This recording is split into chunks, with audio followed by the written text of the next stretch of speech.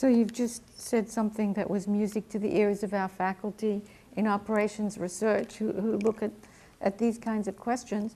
They also look at backlog issues. So Airbus has the largest backlog in the industry, 10 years worth, almost 7,000 aircraft on order, $1 trillion worth of aircraft. So the question is why and how you would manage that. And a lot of times it's this notion of volatility in the demand curve that we're not quite sure people. But of course, there are some drivers that are now much more stable in your demand curve replacement. So why do you have such a backlog? Are you going to keep it at that? Are you going to increase production? And what's optimal? Well, I guess we have this backlog because people want those planes. People love our planes and people need planes. But I should say, these are not just lofty MOUs or letters of intent or so.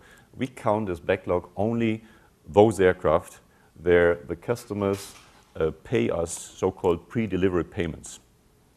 So they have to put their money where their mouth is, so to say, and that's important. So these pre-delivery payments until the final delivery of an aircraft obviously run from signature of the purchase agreement over, I don't know, 3, 4, 5 years until delivery of the aircraft. So that's a serious backlog. Nevertheless, it can happen.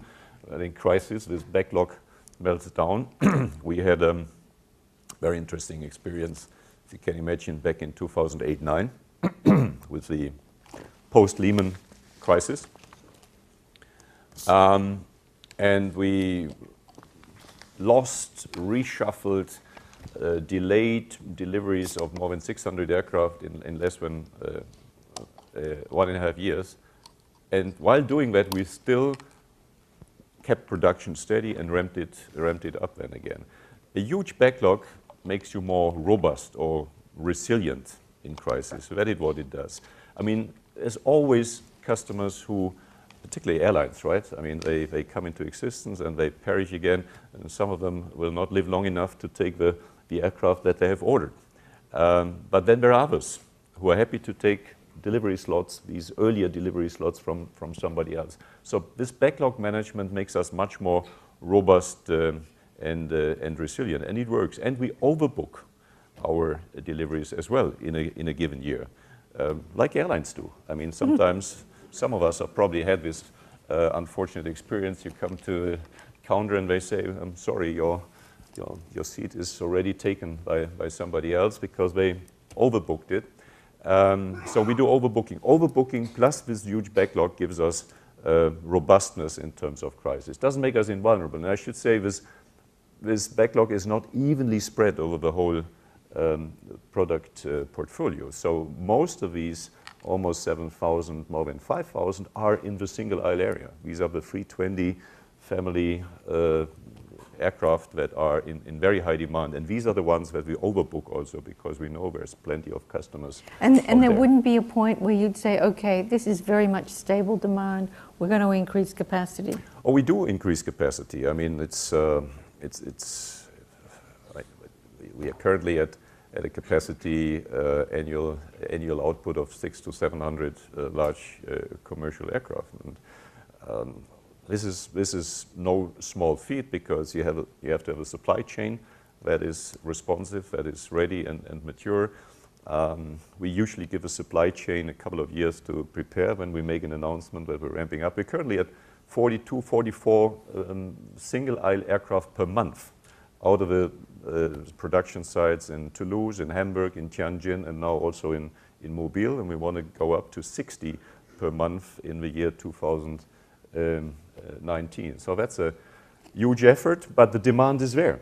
I mean, at some point it stops when you tell people, okay, we can sell you an aircraft, but it takes 5 years to deliver it. Which airline wants to make that kind of bet? So we're ramping up capacity, but at Airbus we've always done it in a more stable and prepared way, i.e. we're not chasing peaks. Because first of all, we don't have hire and fire in Europe. We don't have the same flexibility in the workforce that people have over here.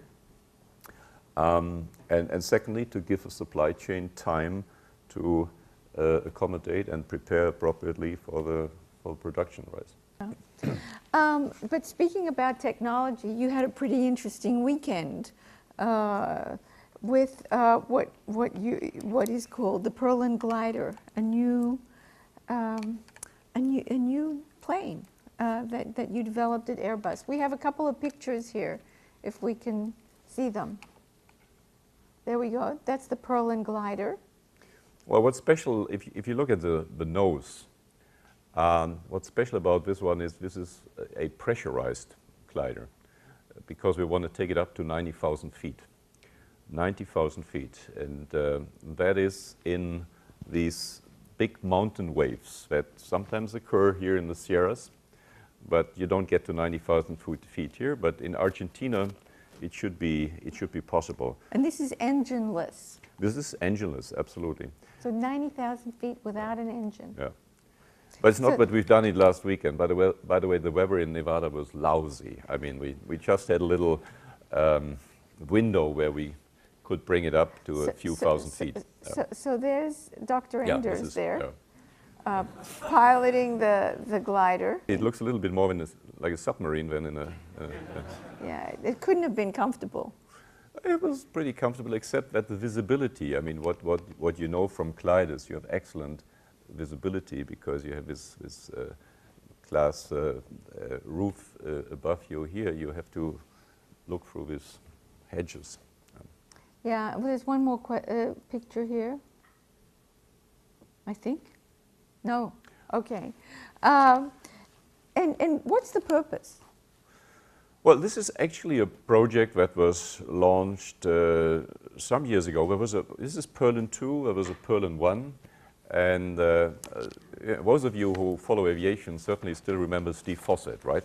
Steve Fossett was a guy who broke a high number of records. He was doing all kind of stuff, ballooning, and finally crashed on Baron Hilton's Flying M Ranch some years ago. But he went up with a co-pilot, can't remember which year it was, but up to 51,000 feet. Problem was their cockpit wasn't pressurized, so their suits were getting very bulky to the point where they could no longer maneuver and work on the controls. So they had to come down. Then that gave us the idea to develop a pressurized because cockpit. I think at 90,000 feet the air is something like 2%? Yeah, 2 or 3% of what it is at sea level. So very, very low air density. But it should be doable. These mountain waves in Argentina, the guys are deploying there in June, July, in August, September.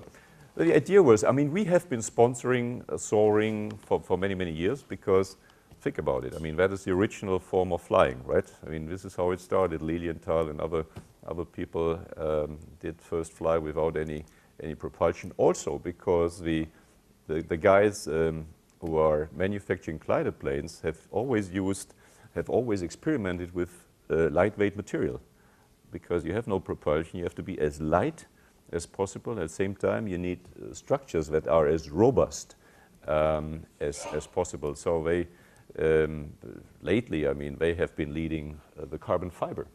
Before we were building larger carbon fiber structures in our commercial aircraft, military aircraft, this was tried out and tested in these glider planes. And we'll use it also for some small experiments up there at the edge of the stratosphere. But one important thing is also we want to use this whole Perlan project for inspirational purposes with young people to inspire them to work in aviation, in aerospace. And I think we have a very good following with this project around the world. So it has some purposes. And you talk about leading by example, walking the talk. Is this just a manifestation of one of your precepts of leadership? One thing, I love to be with our test pilots. Our test pilots, I think in every company, Ron, I mean, the aerospace company are a special breed of people. In our company, it's particularly important because they come from so many different nationalities it doesn't matter a bit, I mean, which passport you sport in this brotherhood of test pilots. And usually they are great leaders. I mean, one of our chief test pilots in the past, I would say, was probably the best motivational leader we had in the entire company. But flying and test pilots incorporate very much the spirit of aviation still to the day. I mean, it has become very different from the early days. So this is why I spend as much time as possible with our test pilots. Also, you hear stuff about your planes, particularly about new planes, that sometimes do not get through the various management layers to the very top, to the CEO.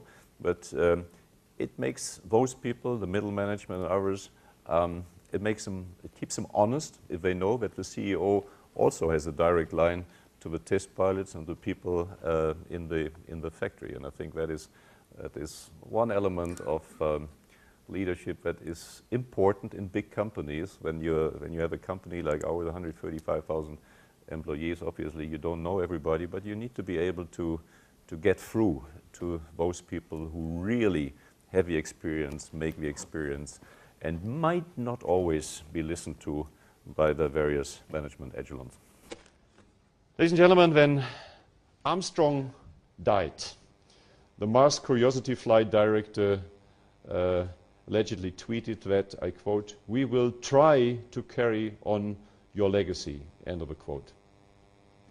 But if you really intend to go to the moon or break sound barriers or solve energy or economic crisis or inspire a new generation of engineers, you don't try, you do it. And as the astronaut said, failure is not an option. Risks must be managed, but they must be taken, not tried. That means, this is an important point for me, because this is how our societies function today. We try, but the last percentages of commitments are often lacking. We don't try hard enough, you could say, like perhaps previous generations did, with much higher risk, and they knew they had much higher risk. They went to the moon and elsewhere. That means I think we need a debate and decisions on what each nation sees as their priorities, where they will stake their claim for industrial growth, and how they intend to deliver. Don't get me wrong, it's not about national industrial policy, but governments can help with a sound industrial policy to spark, to initiate. And I think Airbus is a great example that will then flourish and expand and become a wonderful international enterprise.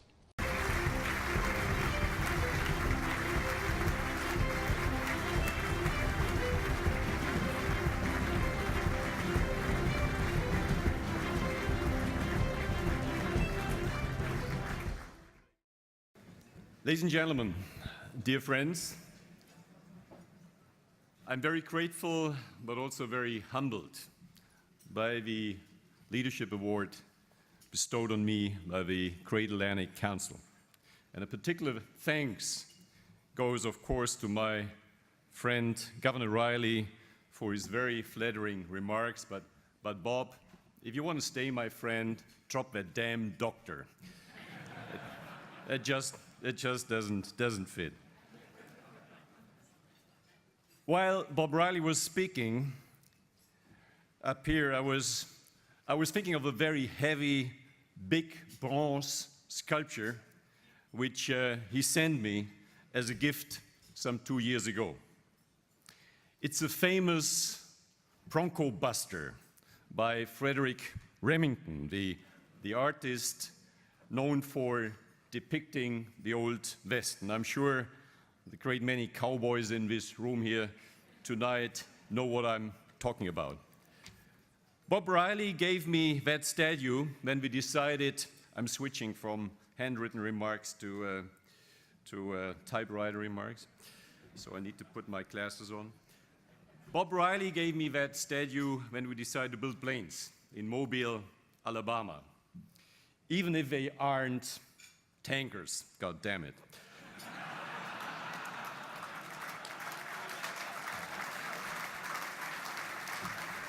I was thinking it might have been a token gesture, something heavy enough to drop on the foot of some passing procurement officials. But there's a plaque on the base of his sculpture with 3 little words: never let go. And ladies and gentlemen, I think that plaque is as loaded with meaning now as it was back then. Because Governor Riley and his successor, Governor Bentley, the senators, the congressmen of Alabama, never let go of those factory plans, and neither did the people of Mobile, Alabama. People like Linda Taylor, one of the first employees we hired to work there. It's a special story here. In 2007, Linda got engaged, bought her first home, chased her dream to be an aeronautics engineer and a mom. Unfortunately, she spent more time in ICU with her new daughter than in the library with her books. The second class all work ended, she raced to the hospital, then hit the books again. She did this for 2.5 years. Today, that little girl is healthy and happy, and so is her younger sister. Their mom, Linda, is now a senior manufacturing engineer and a great example, not just for her daughters, but for too many young girls who still think that's a career just for boys. So I'm very proud that Linda is with us today or tonight. Linda, where are you? Linda, stand up. Big applause for Linda. Thank you. Thank you. Linda represents the people really behind this award, or responsible, or should get this award. Her also 140,000 colleagues around the world, from the assembly to the front line. And speaking about front line, talking about a British engineer named Simon Dunn, who can't be here tonight because he's in Afghanistan right now, in Camp Bastion, northwest of Lashkar. Simon's part of a squad of Airbus employees. Our guys aren't military personnel, obviously, but their tours are just the same. 3 months off, 3 months on, a couple of weeks off. And their work is just as critical, helping keep troops secure and in touch with people back home through the British Skynet 5 satellite system. I don't need to tell you how dangerous that work is. Just recently, 5 British service personnel lost their lives. It's just a few days ago. But Simon, like Linda, never gives up.